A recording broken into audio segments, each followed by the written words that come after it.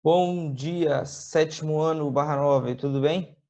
Vamos lá, vamos para mais um dia de aulas aqui. E hoje a gente vai falar um pouquinho do Brasil, exatamente. Mas, professor, a gente não está falando sobre o período barroco, sim, mas nós tivemos também um barroco no Brasil, sabia disso? Vamos lá, a gente vai descobrir hoje. Vamos em frente? Eu vou compartilhar com vocês aqui a minha tela. Vamos lá? Vamos nessa. Então, nossas unidades temáticas aqui hoje, tá? Temos aí as artes visuais e as artes integradas também, a gente vai ter junto na aula de hoje.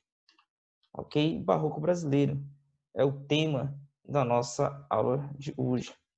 Aqui são as habilidades que a gente vai trabalhar, ok? Vamos lá. Barroco brasileiro. Vamos ver já aqui as características gerais, ok?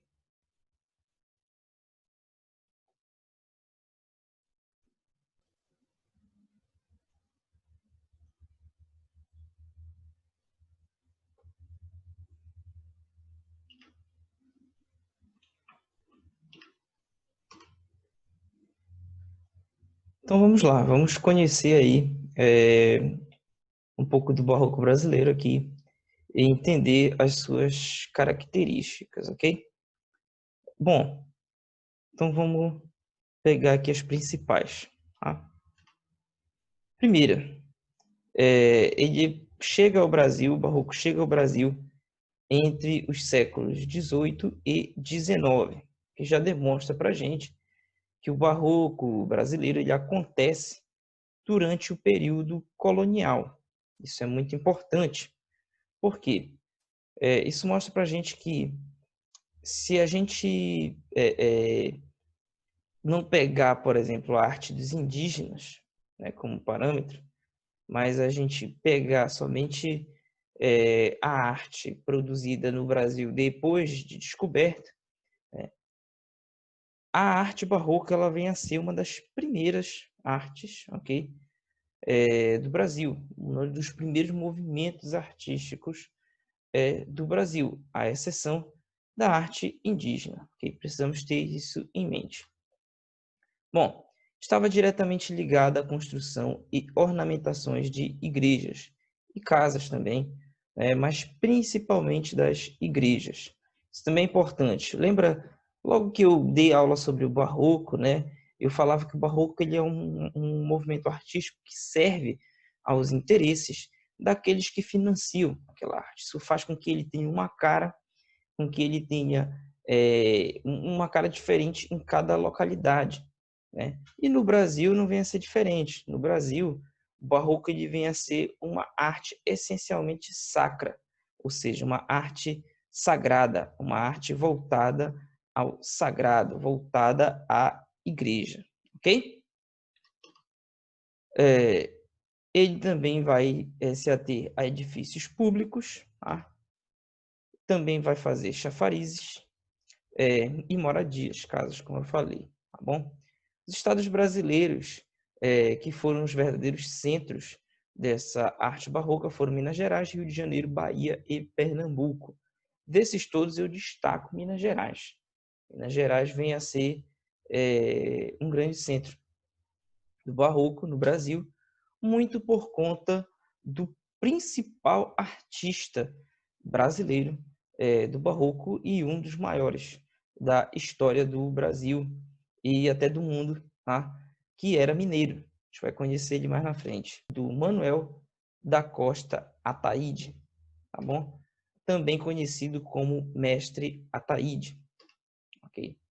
Ele é considerado um dos expoentes do barroco mineiro. Tá? Ele nasce em 1762, morre em 1830.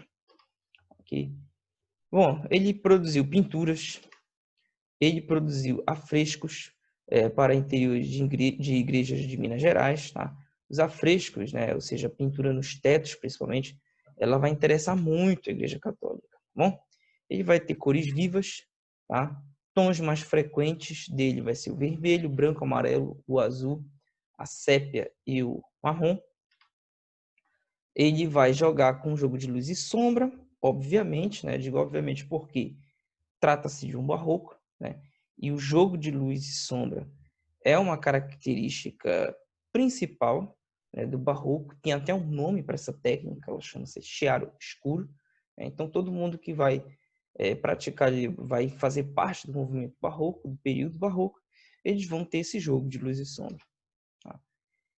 Em seus personagens, usava traços mestiços. Isso aqui é muito importante, porque isso coloca no barroco brasileiro uma assinatura brasileira, para que a gente veja que faz parte de um período barroco, mas estamos tratando realmente de uma arte brasileira. É algo que você não vai ver no barroco europeu. Por quê? Porque isso não pertenceu à realidade deles.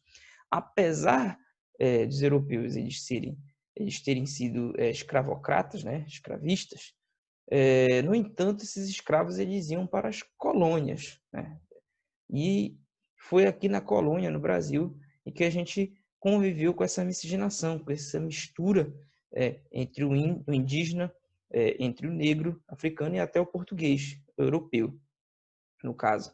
Né? E aí nós vamos ter aí os mestiços, que vão trazer traços de todas essas culturas. E os personagens do mestre Ataíde, eles vão retratar justamente isso, essa diferenciação do nosso povo, esses traços mestiços, ok? Bom, em uma de suas obras mais importantes, ele coloca vários anjos, tá? Tocando instrumentos musicais, como você pode observar aí, criando uma atmosfera sonora para a cena da subida de Maria ao céu após a sua morte, ok? Bom, e agora nós vamos falar sobre o Antônio Francisco Lisboa, tá? O grande gênio do barroco brasileiro, e um dos maiores artistas, né, do Brasil e do mundo, que nasce em 1730, morre em 1814, mas que, apesar de toda essa bagagem que eu acabei de falar, ele ficou conhecido por uma deficiência, por uma doença que ele teve já da metade para o final da sua vida. Ele teve uma doença em que os membros dele foram se atrofiando, né? Foram ficando debilitados, ele foi perdendo, por exemplo, a autonomia para andar, né, e tudo mais. E chegou um tempo que essa doença ficou tão forte ao ponto de que os dedos dele, quando estiveram bem atrofiados, ele pegou um formão, né, que ele usava ali nas esculturas dele nas igrejas, e ele mesmo com um formão e um martelo, ele amputou os próprios dedos. Ele mesmo amputou os próprios dedos, né, ali no momento ali. Ele fez isso, a doença estava bem avançada. E aí, por causa dessa deficiência que vem em decorrência de uma doença que aconteceu do meio para o fim da sua vida, né? Ele é conhecido até hoje como Aleijadinho. Talvez você já tenha ouvido falar.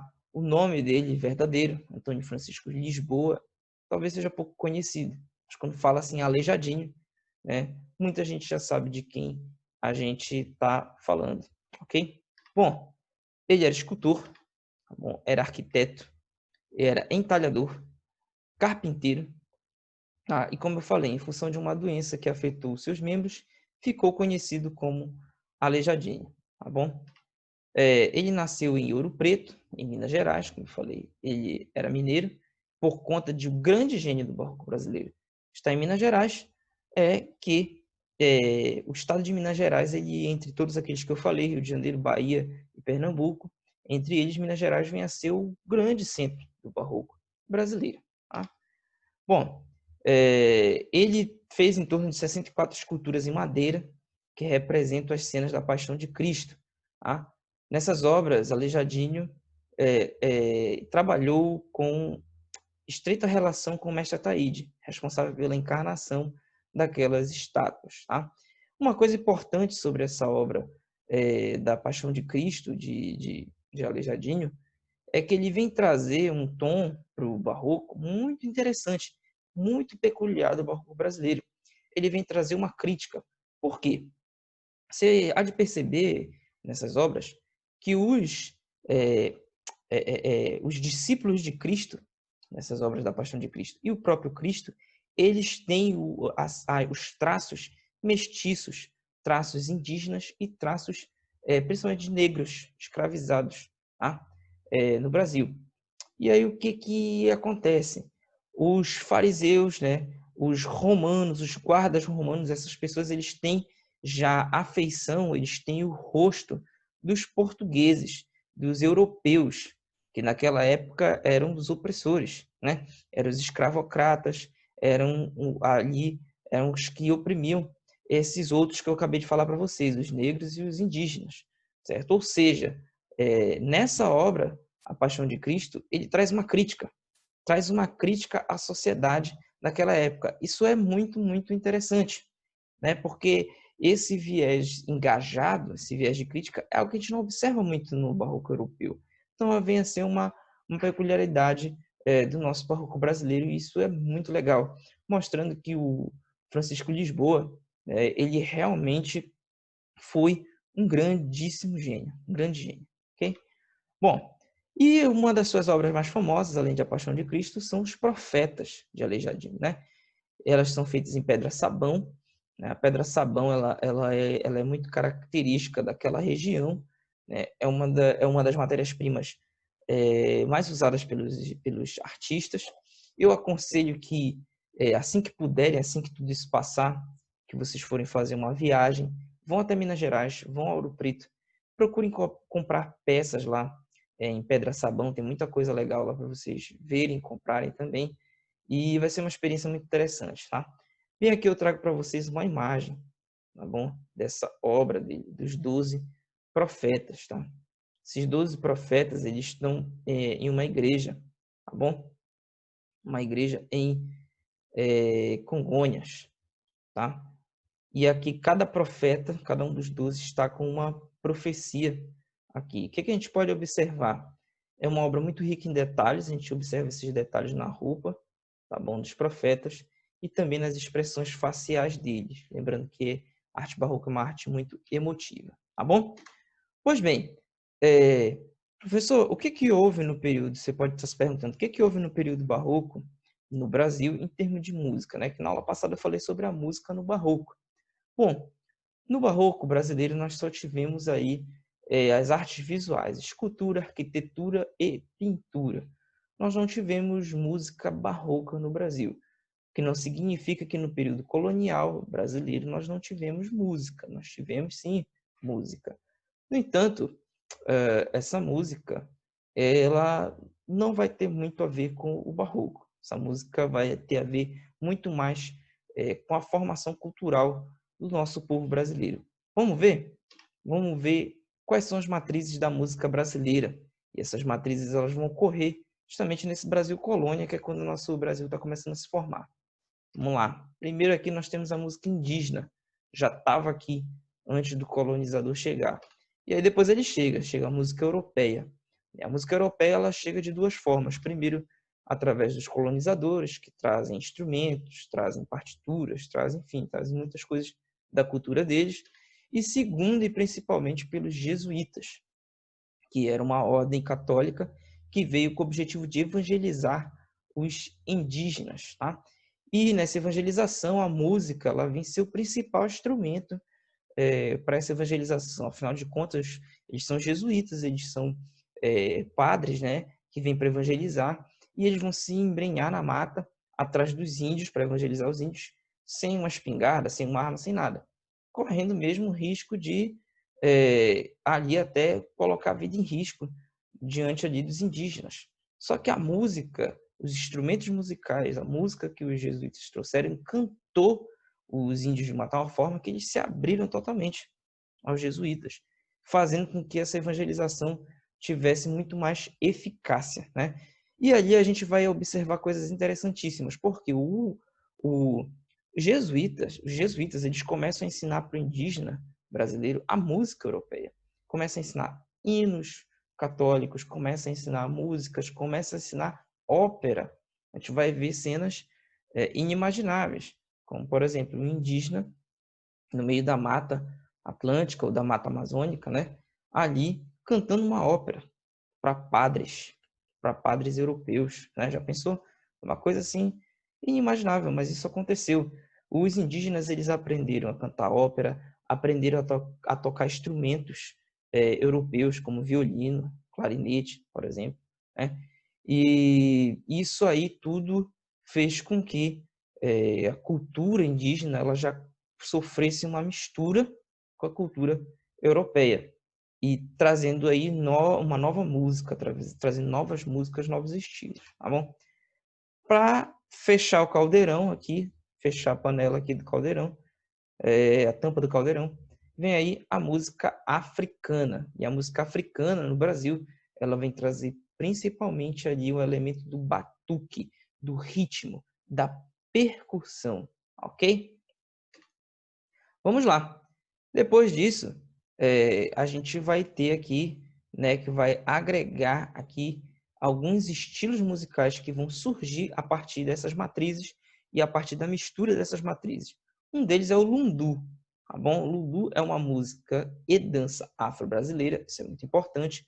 Aqui você pode observar uma imagem bem interessante, onde nós temos aqui mestiços brancos e negros, tá? Todos aqui dançando o lundu. E essa vai ser uma característica da música brasileira também. Muitos dos estilos eles não vão ser para apreciação auditiva, não vão ser para você escutar, não. Muitos estilos eles vão ser para você dançar. A grande maioria dos estilos musicais brasileiros eles são para dança, são para serem dançados, ok? Então é uma música e dança afro-brasileira, tá? Ele mistura elementos aí das rodas de batuque trazidos pelos negros escravizados e ritmos europeus como a polca. Então observe nas imagens, aqui você vê uma roda de batuque e aqui ao lado você vê uma polca sendo dançada aqui, uma polca alemã. Ah, e aqui ó, a gente vê o resultado da mistura entre os dois, que é o lundu, né? Bem interessante. O ritmo do lundu ele vai ser vibrante, alegre e provocante. Trata com humor a sensualidade, temas do cotidiano de senhores escravizados e sinhás, tá? Sinhazinhas, né? Bom, eu acho um estilo, o lundu, ele muito similar ao funk carioca hoje em dia, certo? Ele vai ter esse viés mais de sensualidade, ele vai ter como base dele uma batida, assim como também é o funk carioca, e vai ser alvo também de muita crítica, né, e de muita repulsa aí por muita gente, como o funk carioca hoje é. Naquela época o lundu também foi. Olha, no fim do século XIX foi considerado indecente. Em alguns locais do Brasil ele chegou até a ser proibido de ser dançado, tá? Serviu de base para o machixe e o samba, que foram estilos musicais brasileiros que vieram posteriormente, ok? Bom, e agora nós vamos ao nosso grande aí estilo musical brasileiro, que é a modinha. Por que eu falei dessa forma? Porque foi um estilo musical que transpassou aí as nossas fronteiras, que saiu do Brasil e conseguiu até chegar na Europa. Lembrando que o lundu ele vai ser um estilo mais, digamos assim, popular, vai ser um estilo mais do povo. A modinha vai ser um estilo mais elitizado, um estilo que vai estar mais para as elites, ok? Vamos lá. Surgiu no Brasil no século XVII, ok? É uma composição suave, romântica e chorosa, por isso ele influencia também mais à frente o que a gente vai chamar de choro, ou mais para frente chorinho, tá? Foi denominado modinha por causa da moda portuguesa. A modinha, ela é um estilo de canção, tá? O que é uma canção, professor? É toda música que é cantada, tá bom? Que vai ter palavras, que vai ter uma poesia ali, vai ser cantada e acompanhada por um instrumento musical, um instrumento harmônico. Pode ser um piano ou pode ser um violão, no caso da modinha, né? Na Europa, o estilo de canção mais conhecido na época era o lied. Mas os portugueses também tinham os estilos de canção deles ali, entre eles a moda. Quando esse estilo musical da colônia ele foi surgindo e foi ganhando notoriedade na Europa, né, a gente vê que a modinha ela teve tanta repercussão na Europa que há autores que afirmam que Beethoven ele chegou a harmonizar algumas modinhas, né? Quando isso aconteceu, né, os portugueses eles trataram logo de dar uma diminuída, né, na repercussão. Tipo assim, foi aí que chamou-se de modinha. Tipo assim, a moda mesmo é a nossa, a portuguesa de vocês é modinha, vocês são a colônia. Tá? Foi mais ou menos por aí que esse estilo musical brasileiro ficou sendo chamado de modinha. Tem como seu principal compositor Domingos Caldas Barbosa, que pela figura vocês já podem perceber que ele não tinha os traços muito lá europeus. Ele era um mulato, ou seja, ele vem a ser fruto de um relacionamento entre negro e branco. Né? Então ele vai ter esses traços mestiços, esses traços mulatos, e ele vai para a Europa e começa ali a ganhar muita notoriedade fazendo ali a modinha, né? Apresentando a modinha para os europeus e, querendo ou não, seus traços mestiços, seus traços que vem aí trazer essa miscigenação, né, entre os negros escravizados e o branco europeu, também vai ser alvo de um preconceito, né, influenciando um pouquinho aí também no nome modinha. Ok, gente? É isso. Encerramos por hoje. Fiquem todos em casa. Fiquem todos com Deus.